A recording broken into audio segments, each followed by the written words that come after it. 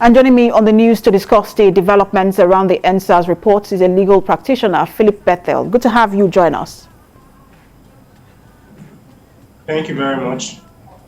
So I understand that you were representing two clients. You submitted petitions on behalf of two clients to the panel, but those petitions were not considered. But before we get to that, talk to us about the cases of your clients.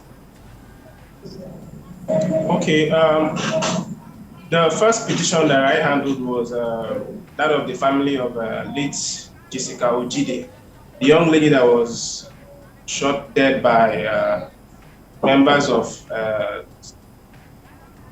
SARS. That petition was actually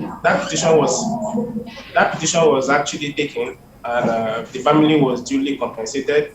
It was the second petition from the family of late Mr. Amao that was not taken due to the time lapse. All right, so talk to us about the case then of Mr. You said Amao, if I'm correct. Talk to us about his case and exactly what played out. Okay, well, concerning the first petition, that's the one of the family of late Jessica Ojide. We started that matter. It took 6 months. It was actually 6 months before that matter was concluded. And it took that long because of I think the unnecessary adjournments that were being taken by the lawyers representing the police force. But at the end, we are happy that justice prevailed and that the family were compensated, because the young lady, what led to her death was actually the shooting by the police officer. And then her boyfriend, who was with her, he narrowly escaped. Bullets went through, scalped his head, but he made it out alive. We are happy that the panel saw to it that justice prevailed, despite the time that it took that long period of time. All right, so the other one, I understand, correct me if I'm wrong, was shot during the EndSARS protest itself. Do you know what the yardstick was in terms of selecting the cases that were considered?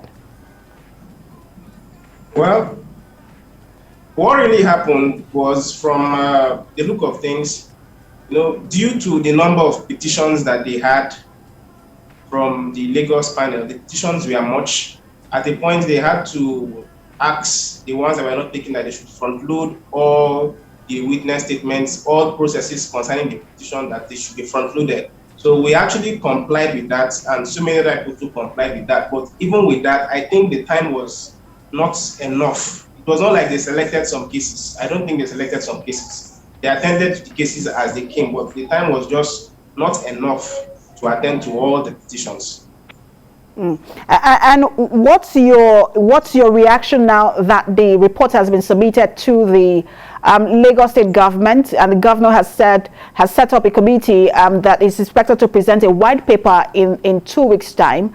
What's your reaction, and are you expecting your case, which is the last one, to be revisited? Okay. Well, firstly, I want to congratulate the industry of that panel that was set up, led by the retired Justice Doris Okuobi. It was indeed a very nice one. Despite the pressure that was on them, they were able to put up that report within the short time that they had. Well, the report being with the government has said that they need 2 weeks to issue white paper on it. What I have to say is that whatsoever recommendations that were made by that panel should be adhered to. This is an opportunity for the government to regain back the trust of the people, especially of the youth. And how they are going to do this is by ensuring that they follow up with the recommendations that were given in that report. Whoever was named to be culpable should be punished, and those who were named to be compensated should be adequately compensated. Also, I want to mention that the compensation should not be just for victims of SARS brutality and of the Lekki killings. The police officers who also lost their lives and properties during that period, I think they should be compensated too. This will help to boost the morale of the police force, and also to regain back that trust that the people have in them. I also want to seize this opportunity to appeal to the government.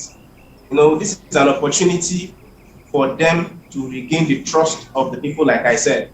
So it is how the strategies they will adopt to handling these reports will go a long way in determining if the panel really met up with its objective or not.